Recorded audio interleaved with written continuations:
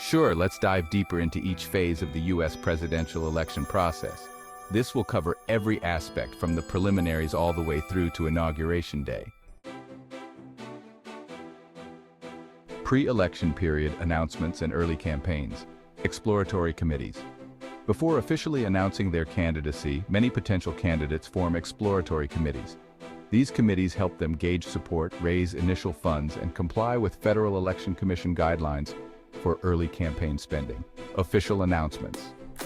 Candidates announce their intent to run, often through press conferences, social media, or events in key locations. This announcement marks the official beginning of their campaigns. Fundraising and endorsements. Candidates start fundraising, seeking endorsements from prominent individuals, groups, and organizations. They'll need significant financial support to fund travel, advertising, and staff. Primary elections and caucuses. Definition: primaries. In primary elections, registered voters participate in a secret ballot to choose their preferred candidate. Primaries can be open. Any registered voter can participate regardless of party affiliation, or closed. Only registered party members can vote. Caucuses. Caucuses are a series of local gatherings where party members openly show support for candidates, often by physically moving to designated spaces for each candidate. Caucuses are more interactive and community-oriented than primaries. Delegate allocation. Each state has a certain number of delegates determined by the party's rules. Democratic delegates are mostly awarded proportionally, while Republican delegates may follow a winner-takes-all or proportional system depending on the state. Superdelegates, Democratic Party. In addition to pledged delegates, the Democratic Party has superdelegates, who are high-ranking party officials and elected leaders who can vote for any candidate at the National Convention. Superdelegates can be influential if no candidate has a clear majority. Super Tuesday. This is a day in early March when numerous states hold their primary elections simultaneously. Candidates who perform well on Super Tuesday are often seen as front-runners, as it's a key opportunity to gain a significant number of delegates. National Party Conventions. Purpose. The national conventions are large gatherings held by each party, Democratic and Republican, to officially nominate their presidential and vice presidential candidates. Delegate voting. During the convention, pledged delegates cast their votes for candidates based on primary and caucus results. If no candidate has a majority, the convention becomes a contested convention, and delegates may vote again, sometimes freed from their pledge to a specific candidate. Platform creation. The party platform, outlining the party's positions on various issues, is debated and adopted at the convention. It represents the official stance on policies ranging from healthcare and education to foreign policy and economic issues. Acceptance speech. The nominee delivers a keynote acceptance speech, which often serves as a platform to rally the party and lay out the campaign's core message for the general election. The general election campaign kicks off after the conventions. Candidates focus on appealing to a broader electorate, including undecided and swing voters. Key strategies include targeting swing states, focusing on battleground issues, and managing media presence. Typically, 3 presidential debates and 1 vice presidential debate are held. These debates are crucial as they give candidates a chance to directly contrast their policies and personalities. Campaigns spend millions on TV, radio, online ads, and social media to spread their message. Negative ads targeting opponents are also common and can be impactful.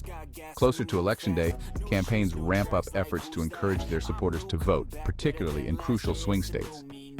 GOTV initiatives include phone banking, door-to-door canvassing, and organizing rallies. Election Day is held on the first Tuesday after the first Monday in November. Voters technically vote for a slate of electors pledged to their preferred presidential candidate rather than the candidate directly. These electors form the Electoral College. Many states offer early voting and absentee voting options, which have become increasingly popular. Mail-in ballots became especially prominent during the COVID-19 pandemic. Once polls close, votes are counted, and each state certifies its results. This process varies by state, with some results taking longer depending on vote-by-mail rules and procedures. The Electoral College process is a crucial component of the U.S. presidential election. Each state has a set number of electors equal to its congressional representation, which is the total of House and Senate members. These electors are usually party loyalists chosen by state parties. In most states, the candidate who wins the popular vote receives all of the state's electoral votes, except for Maine and Nebraska, which divide votes by congressional district. In December, electors meet in each state capital to cast their votes. They typically vote according to the popular vote in their state, although faithless electors sometimes cast votes for other candidates.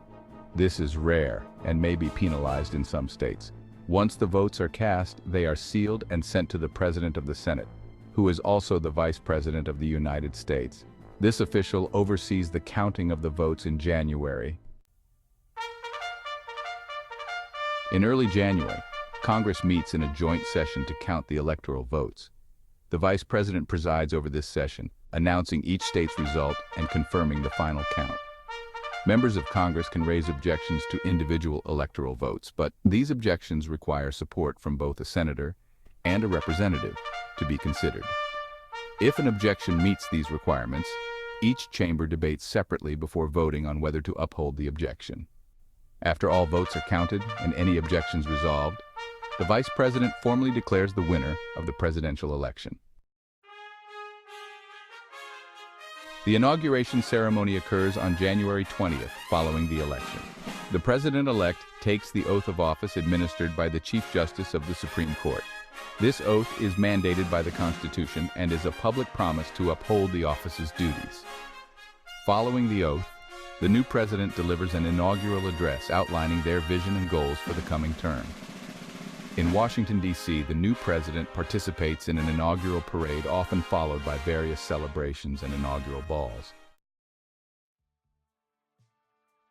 This step-by-step process ensures the peaceful transfer of power and reflects the federalist structure of the U.S. government, balancing popular and state-based representation. The Electoral College system has been part of the process since the Constitution's ratification and reflects the founders' desire for a representative, indirect democracy.